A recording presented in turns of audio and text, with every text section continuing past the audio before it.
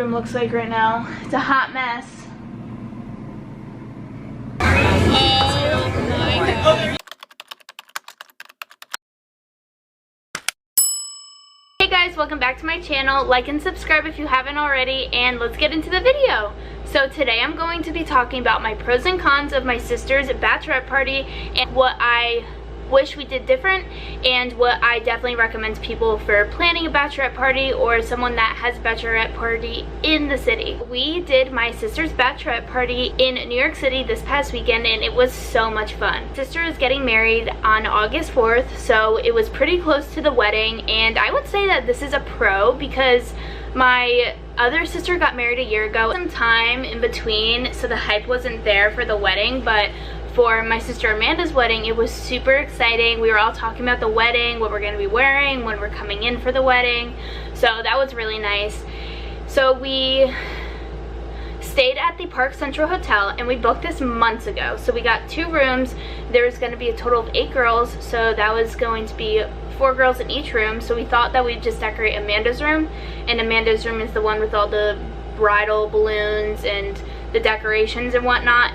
We did Sex and the City themed, and that was a really good idea. I highly suggest anyone doing a bachelorette party to do a theme. So we did Sex and the City, and that kind of helped with like what we were gonna get and how we were gonna decorate. So we got shirts that said Babe in the City, and then hers said Bride in the City. It was really cute. I'll put it here. And then we also got like a sign that said Amanda and the City to hang on top in her room.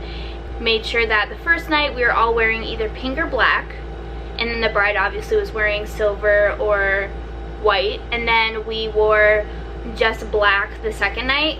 And then on the 3rd day we did brunch and we all wore pastel colors, so that was really nice. So I highly suggest coordinating colors. Helps you stand out when you're out in public. Definitely make an itinerary. I'll show you my itinerary, and I was debating or not whether it was worth it to do an itinerary, but it definitely was. We didn't have to think twice about what we were doing. It was in the schedule. We put basically time to get ready, how long it would take to travel, what time we had to leave to get to each place on time. It was a lifesaver. I didn't have to think about anything. So we made that and sent it to everyone, and then we sent it to the bride when she got to the hotel. And the first night we went to Summit 1, and we planned in advance for all these places. So we bought tickets in advance so we didn't have to worry about if we were going to get in. And we went there, took photos, basically just planned for a good 3 hours to be there because you take a lot of photos. I'll show you a couple of the photos, but it was amazing. The bride had so much fun. And then we took an Uber from there back to the hotel to get ready, because then we went to nightclubs.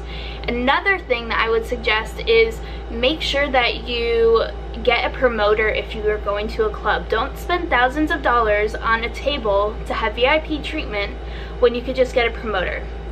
Even though you're sharing the table with everyone else, you get to stand up, party, not have to worry about like, oh, we paid for it, so we gotta get what we paid for out of it. And we had booze for us for free. We didn't have to pay for anything, so that was really nice. So we just hopped around to bars.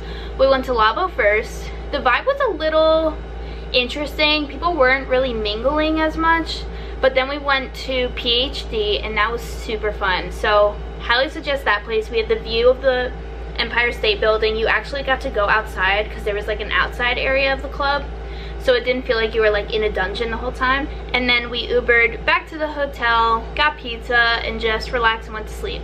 We got back at like 3, so we were really tired. We ended up not going to our original plans, which were to go to like basically a boat ride around Manhattan, because we were all pretty drunk. So I would do different is don't get super drunk on the first night, because then you can't like spend all day Saturday doing things. You're just exhausted and want to just sleep the whole day. So we kind of lost a day doing that, but it was okay. We all just hung out and kind of bonded with that. And then we went to Central Park, just walked around, got some photos, and then went to Euphoria, which is like a loungy dinner place. It was just small plates for everyone to share, which was good. It was actually really filling and the food was amazing. So definitely recommend going there. Got like a cute little nook corner of a booth, so that was nice. We were kind of out of everyone's way. And then we decided to go to Times Square last minute, and that's where we got like super iconic photos and videos. I had my sister do like the trending TikTok video, like the Sophia Richie one. I'll show you guys here. It was super cute, definitely worth doing. We interviewed the groom and asked him questions, basically how well do you know the bride, and it was so cute. So we recorded that, and then we basically put it in a presentation so that my sister was asked the question, we heard what she had to say, and then we played what his answer was. It was really nice, and we just got to see how well they knew each other, so that was nice. On Sunday morning, we went to brunch, and we went to Quality Bistro. I highly recommend you guys going there for a bachelorette party. I told them, I was on the phone with them for less than 5 minutes telling them like, oh, it's a bachelorette party, can I have a table for 8?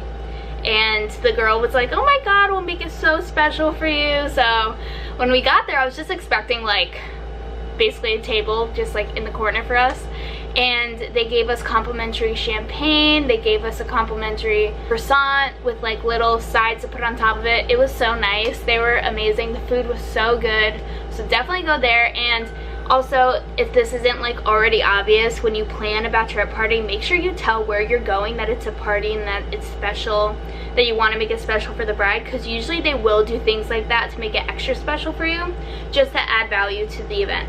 So things that I would do differently looking back is definitely figuring out in advance how we're going to split everything. So Ubers, food, decorations. So my sister and I planned it for my other sister, and we thought a little bit about it. So for the decorations, we had everyone give us $10, and that just is what we put forth for the decorations and alcohol we bought.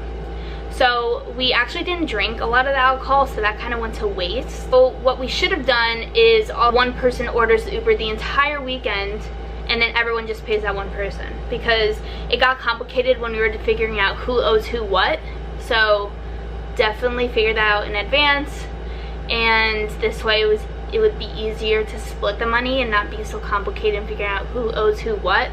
Not get the bride or anyone else super drunk the first night. You want to celebrate the whole entire weekend and just be able to do as much as you can, because the weekend goes by fast. Like, I literally feel like it's still Friday. So we did things that we wouldn't normally do if we came to Manhattan.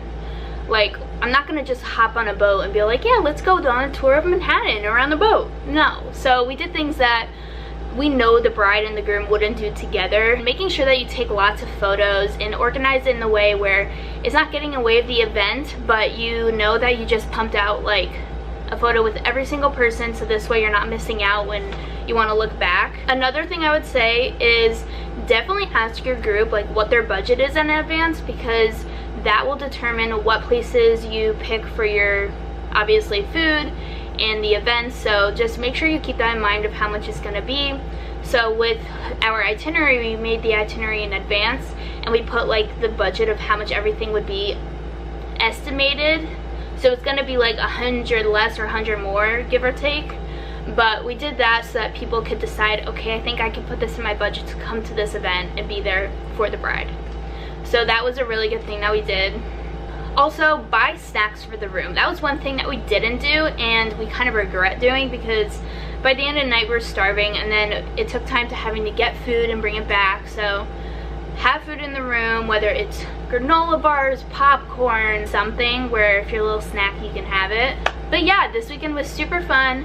If you guys want more inspiration on bridal stuff, leave a comment below, and I will be doing a lot of bridal things this week. Maybe I'll show you guys how I make my canvas signs. If you guys are interested, just comment and like below. And yeah, so I'll see you guys next week. Bye!